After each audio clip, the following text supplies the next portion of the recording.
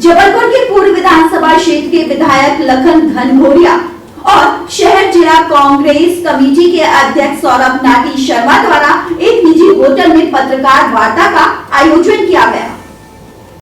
Restaurant, यदि आपके घर में मेहमान आए हो और अच्छे खाने की तलाश हो तो हमें कॉल करें। खाना आपके पास पहुंचेगा। बर्थडे पार्टी, किटी पार्टी, सगाई समारोह, outdoor catering, Indian, south Indian, Italian, Mexican, Chinese, barbecue sweets, mocktail, fresh juice, shake ice cream, natural ice cream. Address Lakha Banjara झील के सामने, चेतन अस्पताल के पास, Delhi road, Sagar. Pandit Ram Swami, mobile number 9826088155 8891110000। उन्होंने जानकारी देते हुए बताया कि 18वीं लोकसभा शीतकालीन सत्र की लोकसभा में देश के गृह मंत्री के द्वारा संविधान रचयिता डॉक्टर भीमराव बाबा साहब अम्बेडकर के लिए अब शब्दों का प्रयोग किया गया, जिससे समाज का सभी वर्ग तर्क आहत है।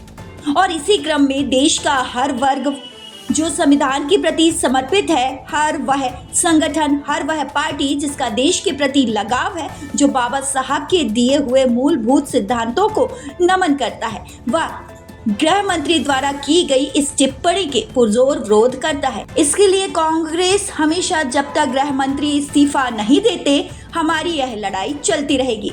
इस देश के अंदर बाबा साहब का यह अपमान बर्दाश्त नहीं किया जाएगा।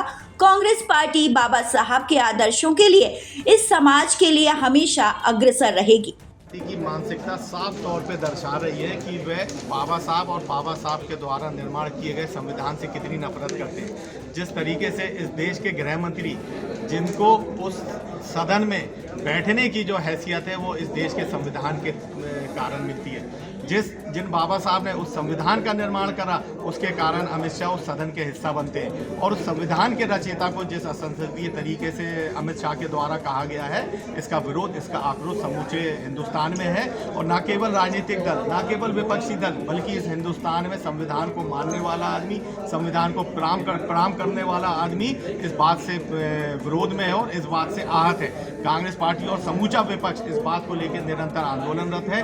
उसी कड़ी में कल हम लोग अंबेडकर चौक पर बाबा साहब की प्रतिमा के समक्ष संविधान की प्रस्तावना का हम लोग वाचन करेंगे। वहां पर बाबा साहब के चरणों में हम लोग प्रणाम करेंगे और लाखों करोड़ बार इतिहास की और संविधान की सबसे बड़ी खूबसूरती, जिसे समानता, समरसता और सामाजिक न्याय के रूप में माना गया, वह है आरक्षण की नीति।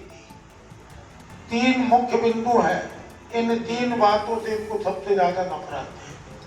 और ये संघ का एजेंडा पहले दबा छुपा रहता था, लेकिन अब उजागर हो रहा है स्पष्ट रूप से। यदि ऐसा नहीं होता तो देश के गृह मंत्री के पद पर बैठा व्यक्ति, ऐसा नहीं कि पहली बार बाबा साहब अम्बेडकर का अपमान इनने किया है, इनने अब डायरेक्ट नाम लेके किया है। वैसे यदि पिछले समय पे जाए तो इनका जबलपुर से अखिलेश सोनी की रिपोर्ट।